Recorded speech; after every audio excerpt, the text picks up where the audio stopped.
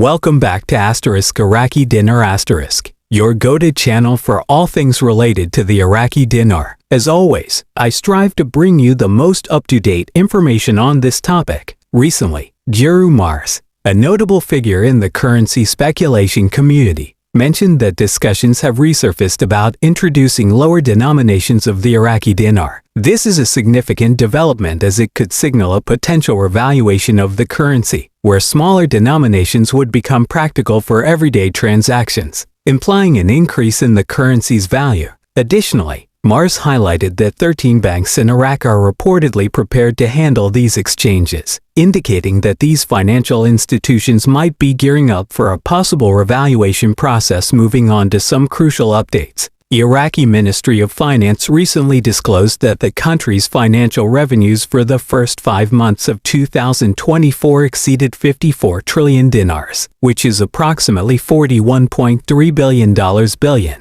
This is noteworthy, as the data covers January through May 2024. As anticipated, oil exports remain the dominant contributor to Iraq's federal budget, accounting for a staggering 89% of the total revenue. Meanwhile, non-oil revenues amounted to 6.78 trillion dinars, or roughly $5.2 billion.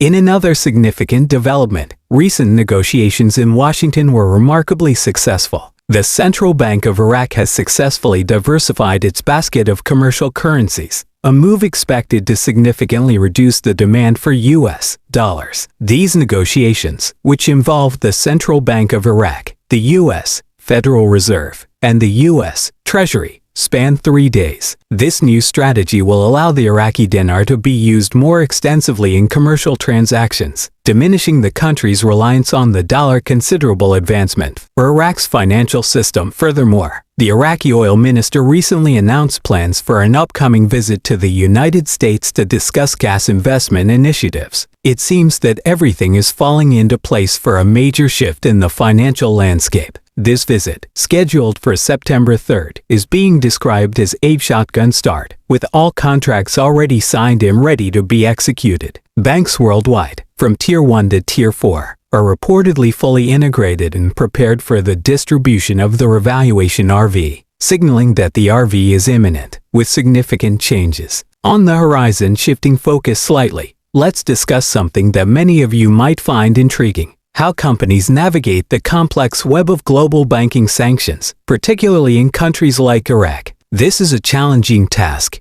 especially for banks in regions under sanctions. Today, we'll explore the role of consulting firms like Oliver Wyman in helping these banks understand and manage the sanctions they face. This topic is relevant not only to bankers or financial experts, but also has a profound impact on global economies and, by extension, on people's lives. So, why is understanding sanctions so critical? Sanctions can cripple economies by restricting access to essential services, ultimately affecting millions of individuals. Let's delve into how Oliver Wyman steps in to make a difference. First, it's essential to clarify what sanctions are. Sanctions are penalties or restrictions imposed by countries or international bodies to influence another country's behavior. For banks in targeted countries like Iraq, sanctions can mean being cut off from transactions in U.S. dollars. Imagine trying to do business in a global marketplace but being unable to use the most widely used currency. It's like being locked out of a store where the goods you need are located. This is where a consulting firm like Oliver Wyman plays a crucial role. With deep expertise in financial systems, they understand the nuances of sanctions and help banks navigate these complex challenges.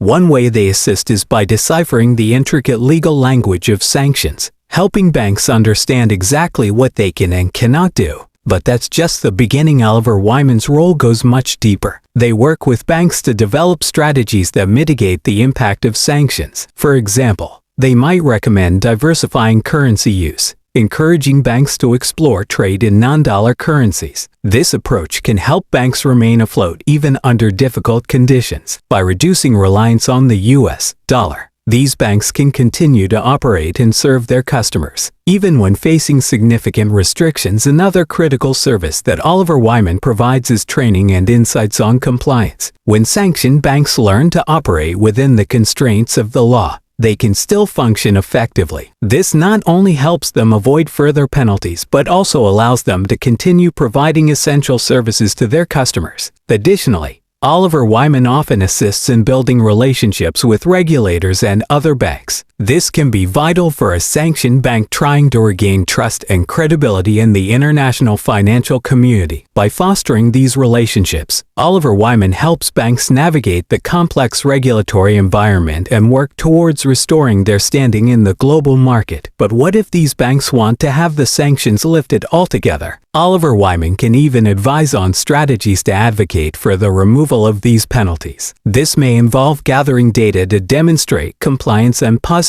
changes within the bank's operations. They might assist in drafting reports that showcase the bank's commitment to international norms and regulations. This is a crucial step in the process of getting sanctions lifted and restoring full access to global financial markets. Let's look at a real-world example. In 2021, Oliver Wyman partnered with a struggling Iraqi bank that was facing severe sanctions. The bank was finding it difficult to maintain operations amidst heavy restrictions. With Oliver Wyman's expertise, they developed a detailed compliance roadmap. The results were impressive. Within 6 months, the bank began restoring relationships with international partners. They even facilitated transactions in euros and other currencies, reducing their reliance on the US dollar. This kind of strategy doesn't just benefit the bank, it has positive ripple effects throughout the economy. Stories like this are not uncommon in various sectors where Oliver Wyman intervenes. They understand that lifting sanctions is not just about compliance, it's also about showcasing positive change and trustworthiness. By helping banks and other financial institutions navigate these challenges,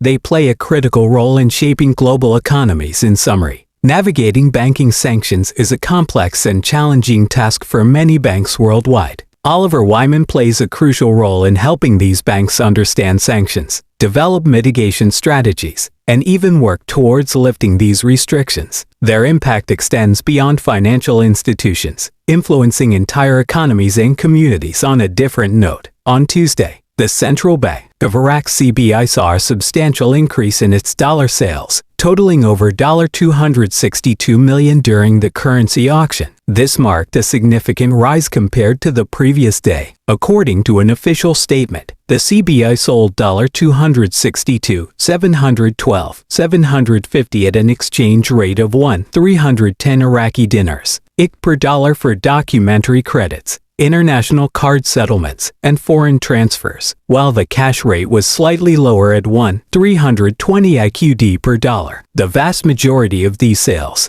approximately $256,412,750, were directed towards foreign reserves through transfers and credits, highlighting a 98% increase over the $6,300,000 in cash sales. Interestingly, only one bank purchased cash dollars, whereas 12 banks handled the foreign reserve transactions, with 9 exchange companies also participating in the auction. This activity underscores the CBI focus on bolstering foreign reserves while maintaining currency stability. If you found this video informative, please like and share it with others who might benefit from understanding the financial landscape. Don't forget to subscribe to our channel for more insights on financial topics and global economies. Together, let's stay informed and better understand the world of finance.